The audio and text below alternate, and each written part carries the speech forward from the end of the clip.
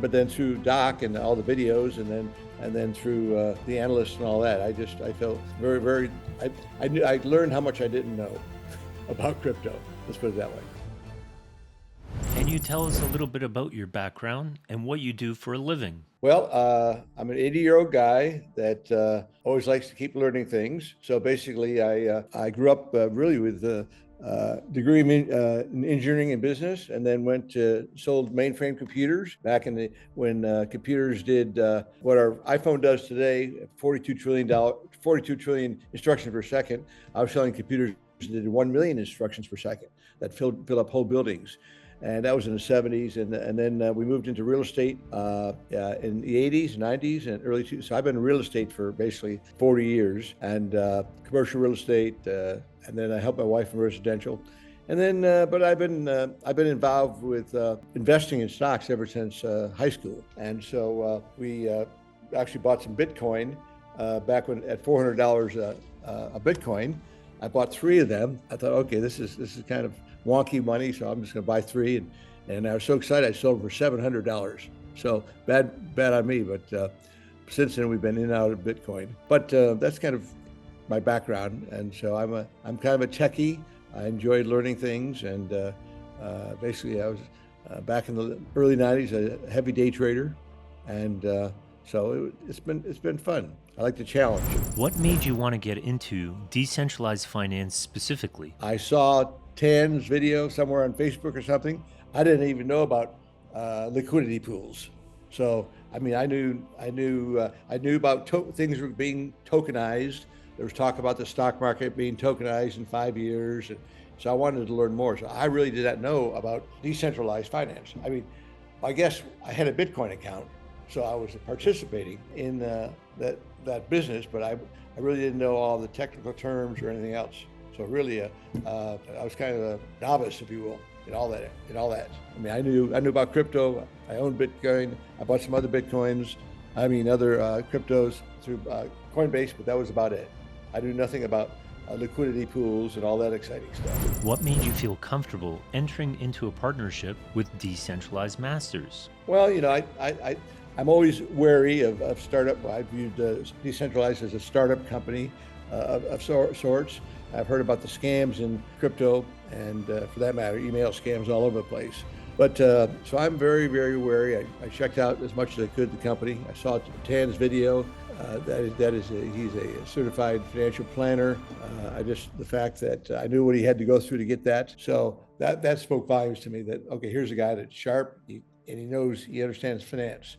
So I just took it one step further, downloaded the video, answered the link on the video call, and got started that way. So I felt comfortable with the company. I just blame Tan, and then based on a couple of that, his reputation and knowledge, along with my previous knowledge, I kind of decided this would be a good fit for me. What is your impression of this mastermind? Very, very good. I think I went through the original videos and training that Doc provided. I thought the online portion was great. A lot of videos for out there that people learn. Doc took it from the basics and all the way through. You recommended, sites to stay away from, sites that they were confident in. Like initially, it was the MetaMask wallet, then Rabby wallet, but I didn't know Coinbase through their platform. But I never had a wallet, a hot wallet set up on my laptop. So I was always relying upon Coinbase holding my funds and doing it that way. But then through Doc and all the videos, and then through the analysts and all that, I felt very. I learned how much I didn't know about crypto. Let's put it that way. And then I went through and watched some of them 2 and 3 times, because it's, again, being my age, it takes a little longer to absorb things. And I wanted to make sure I understood what a liquidity pool was. I want to understand the significance of changing the graph and the bar and increasing your yields, and learn what the low risk, medium risk, high risk were. all the way up to blue chips. I just didn't want to lose assets, if you will, lose capital. So I was very cautious. How has Decentralized Masters impacted your ability to sift through the noise and differing opinions in the crypto space? It's been tremendous.